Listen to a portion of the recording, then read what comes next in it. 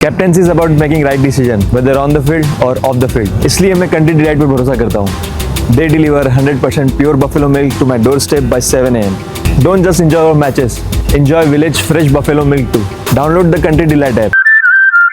Colonel Sofia ఖురేషీపై BJP నాయకుడు మధ్యప్రదేశ్లో మంత్రి కున్వర్ విజయ్ షా చేసిన వ్యాఖ్యలు దేశానికే సిగ్గుచేటు. భారతదేశ సైనిక బలగాల పౌరుష ప్రతాపాలను కూడా అవమానించే రీతిలో ఆయన వ్యాఖ్యలు ఉన్నాయి. కల్నల్ సోఫియా ఖురేషీ ఒక వ్యక్తి కాదు, ఆమె అలాగే వింగ్ కమాండర్ వ్యోమికా సింగ్లు ఇండియన్ ఆర్మ్ ఫోర్సెస్కు ప్రతినిధులుగా ఎప్పటికప్పుడు మనకు ఆపరేషన్ సింధూర్ పైన వివరాలు అందించారు.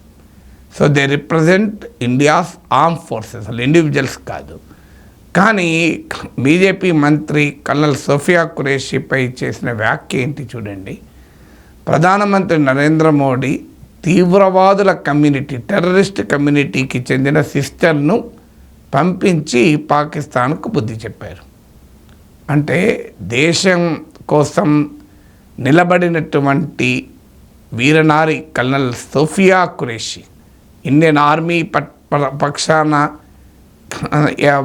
దేశానికి బ్రీఫింగ్ ఇస్తున్న వ్యక్తిని పట్టుకొని తీవ్రవాదుల సిస్టర్ అంటే ఈ దేశం ఎక్కడికి పోతుంది, ఎటుపోతుంది?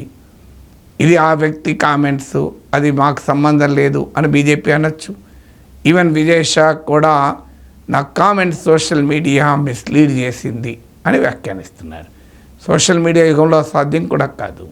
దేశమంతటా చెక్కలు కొడుతుంది ఈ వీడియో.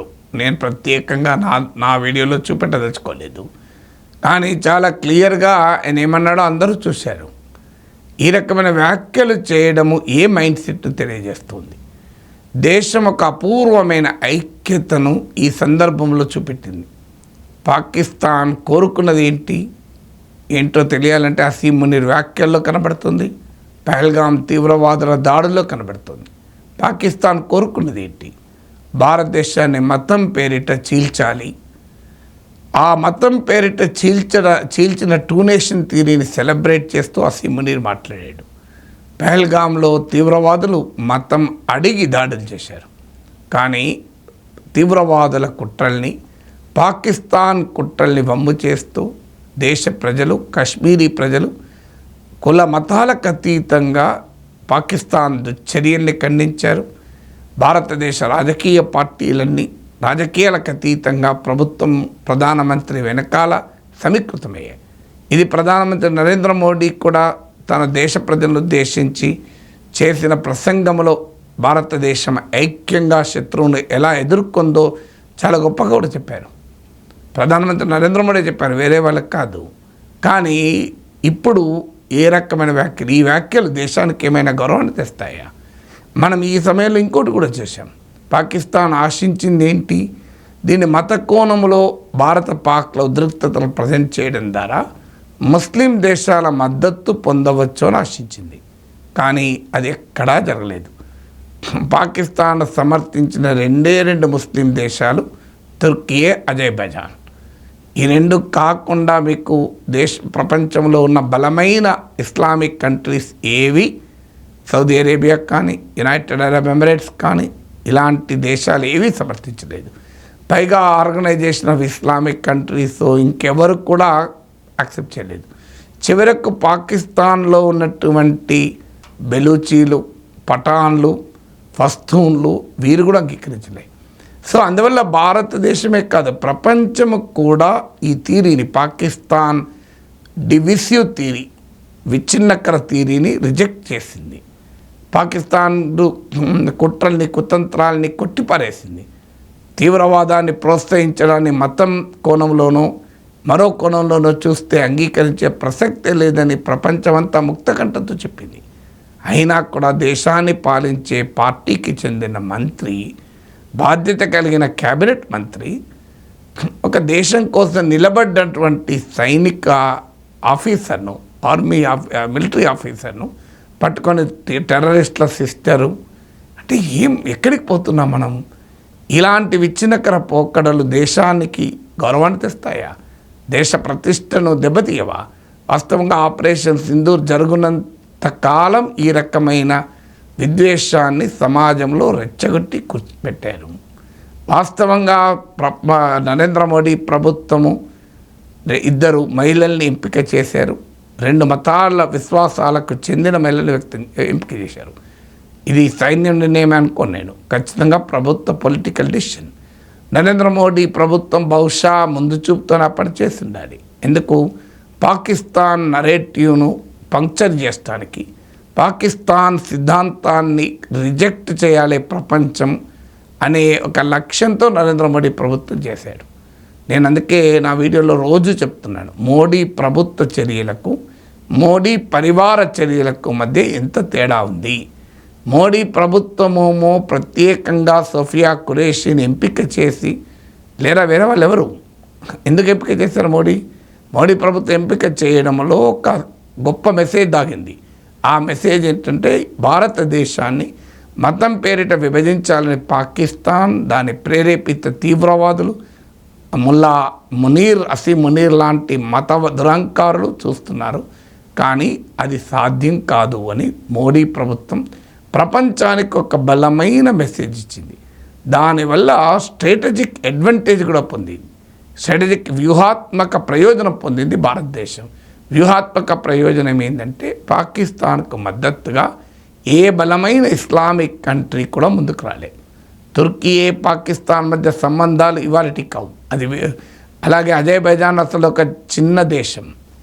అందువల్ల ప్రపంచంలో చాలా శక్తివంతమైన ఇస్లామిక్ కంట్రీస్ కూడా పాకిస్తాన్కు అండగా రాలేదు. Indonesia, Malaysia, Egypt, Jordan, Iran, ఎన్ని దేశాలు లేవు? ఇవి ఏవైనా ఇండియాను ఖండించాయా? అందువల్ల ఈ స్ట్రాటజిక్ అడ్వాంటేజ్ను కోల్పోదామా? ఒక్కసారి మతం పేరిట మనమే విభజన తెచ్చుకుంటే భారతదేశం సాధించిన ఈ జియో పొలిటికల్ అడ్వాంటేజ్ అంటారు, అంటే జియో పాలిటిక్స్లో సాధించిన అడ్వాంటేజ్ను రాజకీయ ప్రయోజనాల కొరకు ఫలంగా పెడతామా? నేషన్ ఫస్ట్, పార్టీస్ నెక్స్ట్ అంటారు కదా. నేషన్ ఫస్ట్ అయితే ఈ రకమైన వ్యాఖ్యలు చేస్తారా?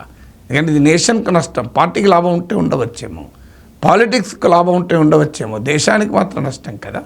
దేశాన్ని అంతర్జాతీయంగా బలహీనం చేస్తుంది, దేశ ప్రతిష్టను దెబ్బతీస్తుంది, పాకిస్తాన్కు మిత్రుల్ని తెచ్చిపెడుతుంది, భారతదేశంలో ఒక అశాంతిని సృష్టిస్తుంది, విద్వేషాన్ని సృష్టిస్తుంది.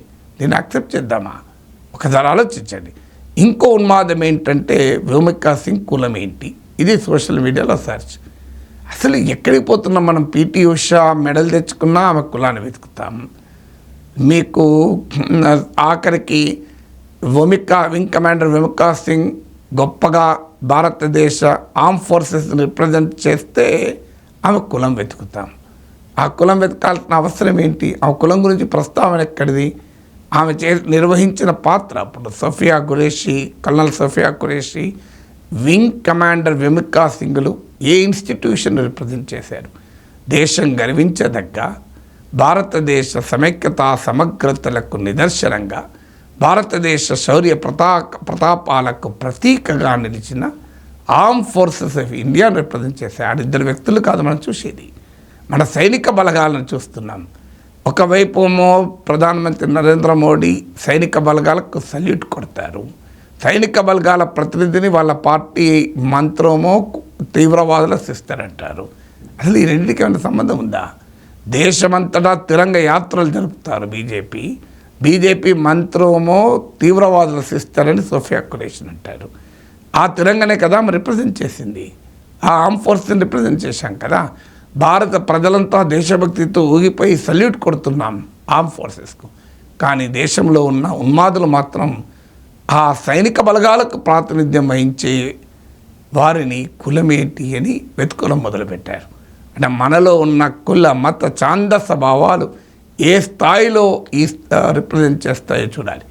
వాస్తవంగా భారతీయ జనతా పార్టీని నేను నిందించడం లేదు. ఒక వ్యక్తి చేసే తప్పుకు పార్టీని నిందించకూడదన్నది నా విధానం. కానీ పార్టీ వెంటనే అతన్ని క్యాబినెట్ మంత్రి పదవి నుంచి తొలగించి గట్టి మెసేజ్ ఇవ్వాలి. నుపుర్ శర్మను తొలగించారు కదా, ఎందుకు? భారతదేశంలో ప్రతిపక్షాలు అడిగితే తొలగించలే. సౌదీ రాజు, ఇరాన్ మతనేత, ఖతార్ రాజు, యుఏఈ రాజు ఇలాంటి వాళ్ళు డిమాండ్ చేస్తే నూపూర్ శర్మను తొలగించారు. ఇప్పుడు కూడా మరి వాళ్ళు డిమాండ్ చేస్తేనే విదేశాన్ని తొలగిస్తారో తెలియదు. కానీ ఇలాంటి వారిని అంగీకరించకూడదు. అది నరేంద్ర మోడీ ప్రతిష్టను కూడా దెబ్బతీస్తుంది, భారతదేశ ప్రతిష్టను దెబ్బతీస్తుంది. ఇక్కడ రాజకీయ పార్టీలకు మంచా చెడా ఆ పార్టీలు తీసుకుంటాయి, నేను అడ్వైజర్ని అదే పార్టీకి. కానీ భారతదేశ ప్రతిష్ట మాత్రం దెబ్బతినకూడదు. భారత ప్రధాని నరేంద్ర మోడీ చెప్పినట్లు ఈ దేశం ఐక్యంగా నిలబడి పాకిస్తాన్ దుశ్చర్యల్ని దుర్మార్గాల్ని ఎండగట్టింది. ఈ అపూర్వమైన విజయాన్ని సెలబ్రేట్ చేసుకుంటోంది దేశం. ఈ సమయంలో సంకుచితమైన మతపరమైన విద్వేషపూరిత భావజాలంతో రాజకీయాలు చేసేవాన్ని సమాజమే అసహించుకోవాలి.